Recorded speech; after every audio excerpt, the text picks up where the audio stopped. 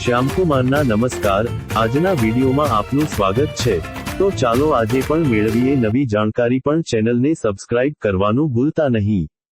જ્યારે આપણને ભૂખ લાગે છે ત્યારે પેટ અને આંતરડામાંથી આવતો ગડગડાટ અવાજ એક અત્યંત સામાન્ય શારીરિક પ્રક્રિયા છે।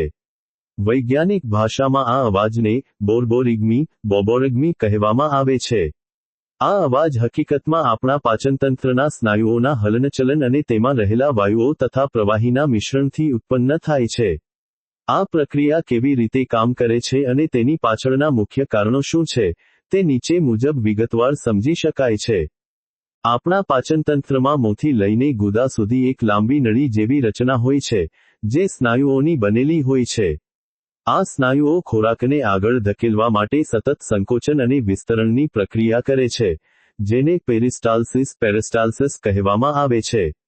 જ્યારે આપણે ખોરાક લઈએ છીએ, ત્યારે આ સંકોચન ખોરાક, પાચક રસો અને પાણીને મિશ્રિત કરીને આગળ વધારે છે।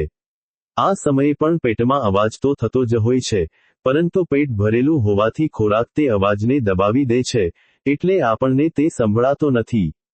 જ્યારે આપણું પેટ લાંબા સમય સુધી ખાલી રહે છે, ત્યારે મગજ પાચનતંત્રને સંકેત મોકલે છે કે હવે ફરીથી સફાઈની જરૂર છે।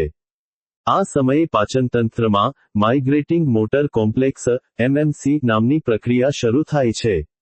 આ પ્રક્રિયા એક પ્રકારની ઘરકામ જેવી સફાઈ છે, જે આંતરડામાં રહી ગયેલા વધારાના ખોરાકના કણો, લાળ અને બેક્ટેરિયાને સાફ કરીને આગળ ધકેલે છે।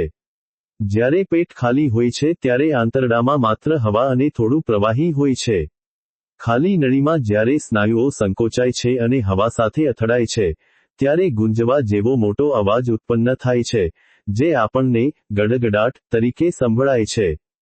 આ પ્રક્રિયા પાછળ હોર્મોન્સનો પણ મોટો ફાળો છે। જ્યારે લોહીમાં શર્કરાનું પ્રમાણ ઘટે છે, ત્યારે આંતરડામાં ગ્રેલિન નામનો હોર્મોન ઉત્પન્ન થાય છે, જે મગજને ભૂખ લાગ્યાનો સંદેશ આપે છે।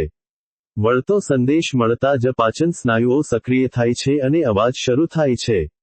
આથી જ આ અવાજને આપણે ભૂખની નિશાની માનીએ છીએ।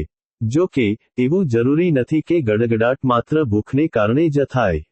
ઘણીવાર ખોરાક લીધા પછી પાચન દરમિયાન ગેસ બનવાને કારણે અથવા વધુ પડતું પાણી પીવાને કારણે પણ આવા અવાજો આવી શકે છે।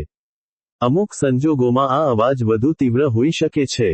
જો કોઈ વ્યક્તિ ખૂબ ઝડપથી ખોરાક લેતી હોય અથવા જમતી વખતે વાત કરતી હોય, તો તે વધુ હવા ગળી જાય છે। આ હવા જ્યારે આંતરડામાં ફરે છે ત્યારે અવાજ વધુ સ્પષ્ટ બને છે। તે જ રીતે, વધુ ફાઇબરવાળો ખોરાક કે જેનું પાચન ધીમું થાય છે, તે પણ પેટમાં હલનચલન વધારી શકે છે। જો કે સામાન્ય રીતે આ અવાજ સંપૂર્ણપણે કુદરતી અને તંદુરસ્ત પાચનતંત્રની નિશાની છે, પરંતુ જો તેની સાથે પેટમાં દુખાવો, સોજો કે અન્ય તકલીફ હોય, તો તે પાચન સંબંધી કોઈ સમસ્યાનો સંકેત હોઈ શકે છે। આમ, પેટનો ગડગડાટ એ બીજું કંઈ નહીં પણ આપણા શરીરની આંતરિક સફાઈ પ્રક્રિયા અને મગજ દ્વારા આપવામાં આવતો ખોરાકની જરૂરિયાતનો એક અવાજિત સંકેત છે। તે સાબિત કરે છે કે આપણું પાચનતંત્ર સક્રિય છે અને તે આગામી ભોજન માટે તૈયાર થઈ રહ્યું છે।